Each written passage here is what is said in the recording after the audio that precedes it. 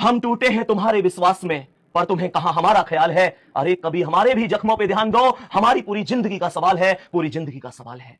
आज ये बात भर्ती बोर्ड से मैं नहीं कह रहा, बल्कि कह रहा है इस देश का वो युवा जो समय से पहले जिम्मेदार हो गया, अपने घर के हालातों को देखकर एक प्रण लेके बैठ गया कि मैं अपने घर की गरीबी रेखा को तोड़ूंगा और अपने माता पिता को हर वो खुशी दूंगा जिसके वो हकदार हैं।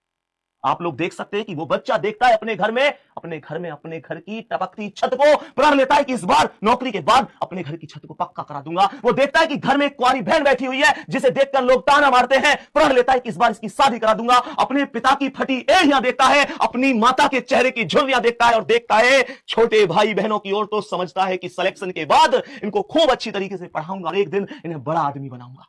अपने माता पिता के घुटनों के दर्द को देखकर एक अनुमान लगाता है कि अब जितनी मेहनत ये कर रहे हैं उस मेहनत में निश्चित रूप से थक जाते होंगे। मैं सफल होकर इनकी इस मेहनत को थोड़ा सा सुकून दूंगा, इनकी इस मेहनत पर विराम लगाऊंगा और इनको राजा रानी की वो जिंदगी दूंगा जो आज तक ये मुझे राजकुमारों की तरह देते हुए आए हैं।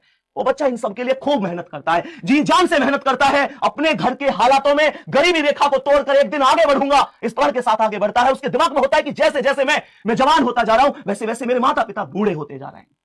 लेकिन बदले में आप लोग देख रहे हैं उसे क्या मिलता है। पूरे सिस्टम से उसकी एक शिकायत सी रहती है कि मैंने कितनी मेहनत करी साहब उसका परिणाम तो दे दो, मुझे बता दो ना कि अगर मैं फेल भी हुआ तो कितने नंबर से हुआ। ये नॉर्मलाइजेशन क्या है साहब? दुनिया पूछती है कितने नंबर से रह गया। मैं पूरी दुनिया को तो बता दूं कि हाँ मैं इतने नंबर से रह गया।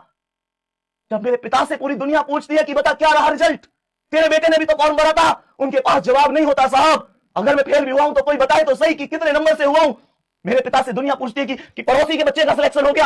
अरे भाई, पड़ोसी के बच्चे के नंबर मुझसे कम नंबर थे, कम नंबर पे वो सिलेक्शन लेके बैठा है, वो कम नंबर पे सिलेक्शन बैठा है। मेरा ज्यादा पर सिलेक्शन नहीं हुआ, बीच में नॉर्मलाइजेशन आता है। भाई मेरे रॉ मार्क्स कितने हैं, नॉर्मलाइजेशन के बाद मार्क्स कितने हैं, ये मुझे पता होना चाहिए एज ए स्टूडेंट, क्योंकि मैंने मेहनत करी है। मैंने जिस दिन फॉर्म भरा था उस दिन मैंने फॉर्म नहीं भरा, उस दिन मेरे घर के पूरे विश्वास ने, पूरे घर की उम्मीदों ने फॉर्म भरा कि एक दिन ये कामयाब हो जाएगा तो हमारे घर की दशा बदल देगा। आप साहब क्या बात कर रहे हैं? आप तैयारी करने वाले बच्चे के साथ 5 मिनट बैठकर देखो, उसका दर्द समझने की कोशिश करो, उस बच्चे से पूछो कि तेरे दिल में क्या चल रहा है। तुम्हें पता है वो बच्चा जो कुछ दिन पहले पूरे गांव को हंसाता था, कितने दिल गुजर जाते हैं पर उसके चेहरे पर मुस्कान नहीं आती। आप एक बार सोचकर देखो कि उसने यहां तक पहुंचने के लिए किन किन चीजों को खो दिया। उसने यहां तक पहुंचने के लिए अपनी मन पसंदीदा चीजों की कुर्बानी दे दी साहब, कुर्बानी दे दी।